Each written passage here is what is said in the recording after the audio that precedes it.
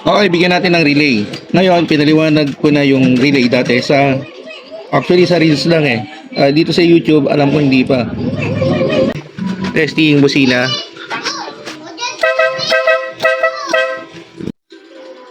Okay, Mio Sporty. Ang issue niya is wiring. Yung compact core niya isinabay sa naka-direct at saka itong headlight niya naka battery operated na, pero dapat pag dim ang ilaw lang eto lang, no? Kaso sumasabay. And then pag in-headlight mo ganun pa rin ulit, close, dim, then yan yung headlight. Ngayon pag pinindot mo yung sila niya, kita niyo yan. Yan, nagkukurap oh. O dito nagkukurap. Ayun, nagkurap. Ngayon, bubuksan natin siya. Actually, alam ko na yung diferensya. May maling kapit at saka hindi naglagay ng mga relay yung iba. Okay, buksan muna natin.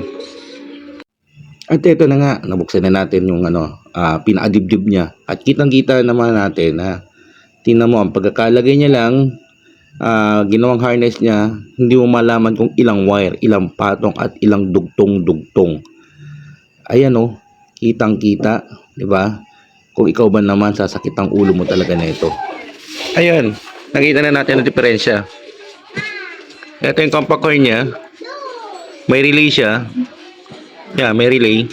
Pero yung power supply niya, yung normally open niya, yan oh, dinirect lang sa ignition niya. O, susian.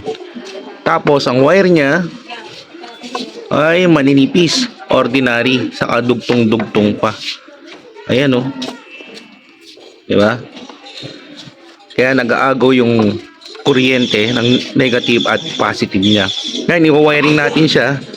Kukunan natin siya ng magandang power supply at saka negative supply papunta dun sa battery. Spaghetti. Ayun oh, spaghetti pababa pataas oh. Hindi, kasing kulay ng spaghetti. Kulay pula. Sino nag-wiring nito? Ikaw? Ha? Ikaw nag-wiring? Oo, kinabit-kabit ko lang yung ano niya. No, may mga naka-open po. Kaya nga. Ito para dito yung kaya pala wala kang ilaw. Oo. Lahat may tama. Walang, pero may ilaw to, hindi. Hindi. Dinis-engage ko na lahat ng ilaw niyan. Bakit? Anong dahilan? Bakit inano mo yung ilaw nito? Para tipid sa kuryente? Ha? Hindi. Nung nasunog yung wire niya doon, nag-iinit yung ano niya, yung mga wire. Kaya dinis-engage ko muna. Okay. Kaya dinirect ko na sa ignition tsaka battery. Ito, hindi masisi. Ito, sira din to. Pwede pa to. Ito direct din sa ano to. Ito direct sa battery. Direct to battery Kaya to. may wire pa punta doon. Papunta doon. Hindi na siya nakakabit dito sa main ano. Okay, kung ako ng paraan ha. Kaya muna. Yun, gumamit tayo ng test light. Siyempre, diretso muna sa negative para hanapin natin yung positive. Testing. Yan. Yan, gumagana yung test light natin. Be sure pa nag-wiring kayo. Tetesting yung mga test light ninyo kung gumagana o hindi. Mamaya, tingin kayo ng tingin, hanap kayo ng hanap. Yung pala, hindi gumagana yung test light lang ninyo. Isa ito sa mga ginagamit natin pag nag-wiring. Napakahalaga nito. At ito, murang-mura lang sa Shopee or Lazada. Ang tawag dito ay insulator. Napakahalaga po niyan para iwas grounded at corrosion ng ating wire. Ayan, ito yung ano niya. Mas maganda to. Or mas maganda, hinihinang to. Pag hininang mo to, para walang maglulos ng connection. No? Kasi kahit sabi mo magkadikit masyado yan, maglulos at maglulos pa rin yung katagalan. Pag inikot-ikot mo lang yan, mag-aasin to katagalan. Pero ngayon, wala kami panghinang, gagawin natin, ito muna, pansamantala. And then, ito yung kanina. Ayan. Yan, so sunugin mo lang siya. Hindi siya totally masusunog. Magsishrink lang siya. Yan. Yan. Kung mapapansin nyo, sisikip siya ng pusa. Marami na ito sa electronic supply. Yan. Sa Shopee, sa Lazada, meron din. Mura lang to. Ayan, oh. Yan, dikit na siya. Diba? Mas malinis tingnan. Okay, bigyan natin ng relay. Ngayon, pinaliwanag ko na yung relay dati sa... Actually, sa Reels lang eh. Dito sa YouTube, alam ko hindi pa. Okay. Kung napapansin niya, number 30, simple lang natin kasi marami ng mga tutorial na alam ito. No? Simple lang natin. Number 30, normally open. Number 87, normally close. And then number 85 and 86, ito yung trigger niya, no? Itong dalawang to, ilalagay mo to doon sa stock na busina niya, stock na wire ng busina niya. Kung may tatanong ninyo, pwede diyan yung negative at positive kahit magkapalit yan, no? Okay, balik tayo sa normally open. Number 30, papunta dapat ito ng battery, direct to battery. Etong normally close, ito yung positive na papunta sa busina mo. Kung isang busina mo, isa lang pwede. Pero pag dalawang busina mo, pwede dito pagsamahin ang dalawa. Okay, kabit natin. Ito yung stock na busina niya, no? Stock na busina niya, it means dito nakalagay yung beep beep lang kung tawagin nila. Ayan, putol na siya, dapat may female socket to, pero gawa na lang natin kasi although ang model ng motor natin ngayon is Muse 40, I think mga 2017-18 ganun to, luma na. Ayan, ilalagay siya dito sa number 85 and 86. Ayan, dyan sa dalawang yan. Ayan, 85 and 86. Etong normally open, number 30, gagawa natin siya ng kable, positive, direct to dun sa battery. Pero dapat meron siyang fuse para if ever na maputol, maipit, mag-grounded, sa fuse lang puputok or magti-trigger. Hindi siya masusunog buong wire niya at hindi makadamay. Yan. And then, yan, pakita ko na mabuti yan Yan stock na busina, ulitin ko Ito, positive, papunta dito sa busina niya. Ano ba yung positive ng busina niya? Itong compact cord, meron dito may nakalagay. Yan, tanggalin natin. Yan, kung mapapansin niyo yan, may negative at positive. Itong positive, papupuntahin natin yan dito sa normally close, sa number 87. No? Pag nag-trigger itong 85 and 86 sa trigger niya, pag nag-trigger na yan, dito babato ng power yan sa number 87 sa normally close papunta sa busina. Okay, eto nagge-generate to para palakasin or i-maintain yung tamang kuryente papasok dito sa busina. Nakabit na natin yung trigger natin, yung stock na busina niya, negative at positive. Yan, nakabit na yan dalawa. Ito na yan, number 85, 86 ba? Basta yan, trigger niya dalawa. And then syempre etong number 30 natin, yan, number 30, nilagyan ko na ng socket. Ito pa rin yan, ayan yung number 30 natin, ito siya, yung normally open, papunta siya dun. Yan, nilagyan ko na ng kable. Yan, may kable na siya, mahaba, papuntang battery. Yan lalagyan ko siya ng fuse, ito yung fuse, luma lang pero siyempre lumang stock pero brand new to, ikakabit ko siya dito, ganyan. Tapos yung kabila dito, bago natin lagay siya sa battery, para if ever may mag-loose dito, may maipit sa pagtago nyo sa mga chassis or kahan ninyo, maipit, lumikit sa negative, ang puputok ay yung fuse lang. lagi tayong maging safe sa mga wiring natin, no? Marami na nakikita natin sa social media na nasusunog yung mga motor dahil wala mga fuse, no? Napakalaga nitong fuse na to. Nadugtong ko na siya. Ayan. Yung kanina na, yan, may fuse na siya. Ayan, kita naman, di ba? May fuse na siya. No? Ano man natira? Yung normally close natin, no? Yung normally close natin, yung number 87, no? Ito yung number 87. Na positive din to, dito.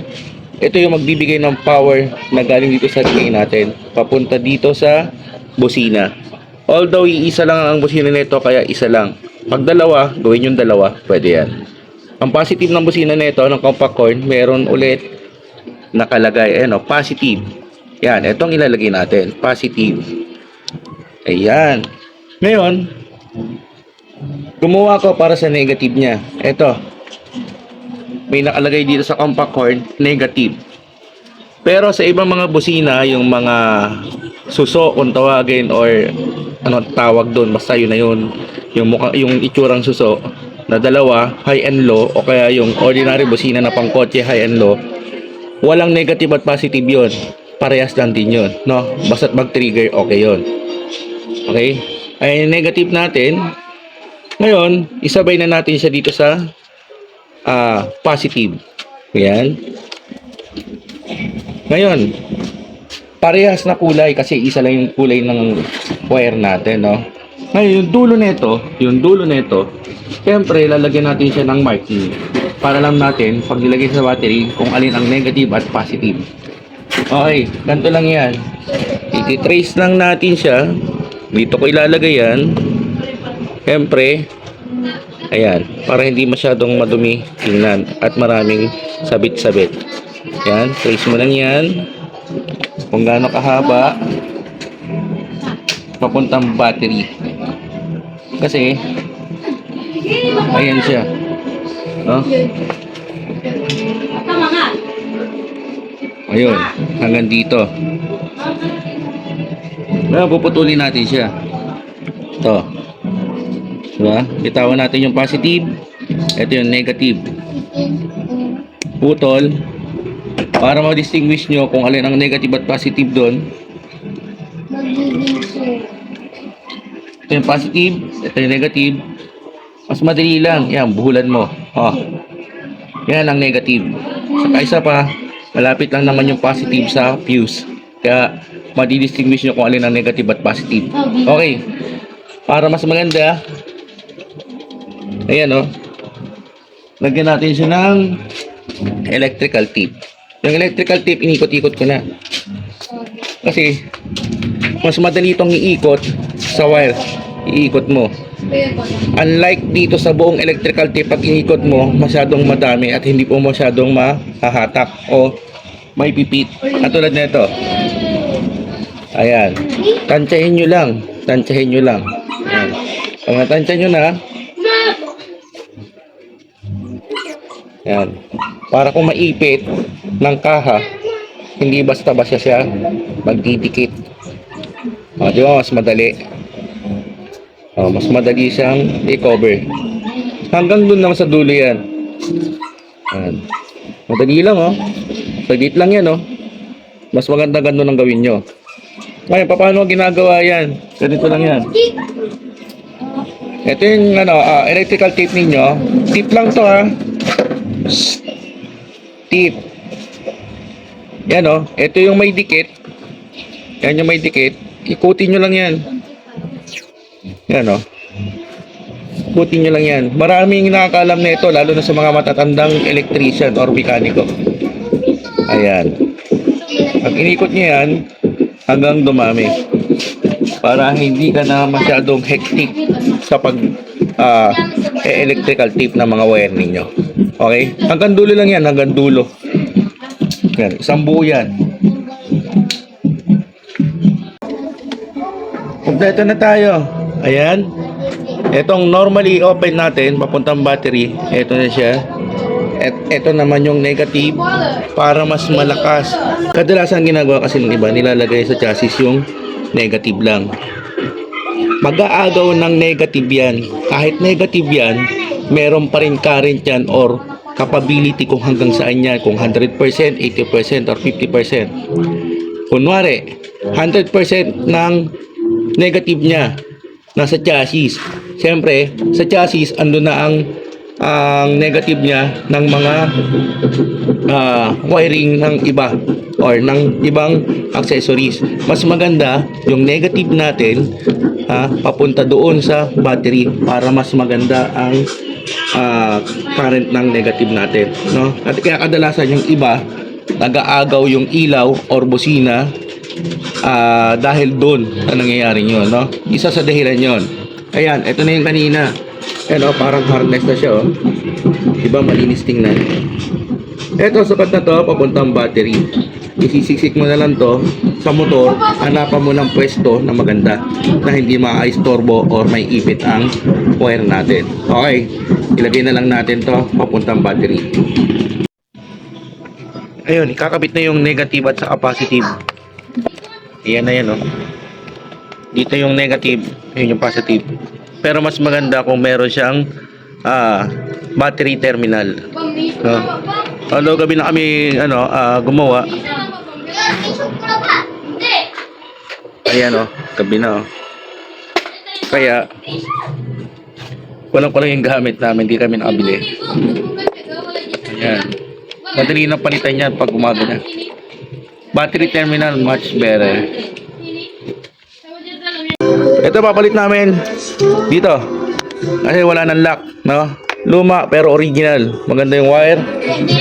Ngayon, tingnan nyo naman. Hindi mo na alam kung para saan na to. Hindi ko na alam. Ito yung luma nyo, oh. Original yung wire nyo. Wow, suwabe. Mahilig ako sa spaghetti. Ayan. Kasi ito, kaya ito nilagay niyang wire para daw to sa para sumasayaw siya, pang speaker wire. Yan. Spaghetti pa baba, pataas. Yan. Okay, putol mo na to. Ako na bahala, mag-rewire na lahat ng to. Yan, putol yan. Putol lahat yan. Okay. Ito pala yung update natin sa ginawa natin busina kanina. Kanina, nag-i-static yung busina niya, no? Sumasabay pag binubusina siya, sumasabay sa headlight niya. Headlight saka park light or dim light, sabay-sabay. Pag binusina mo, nagkukurap.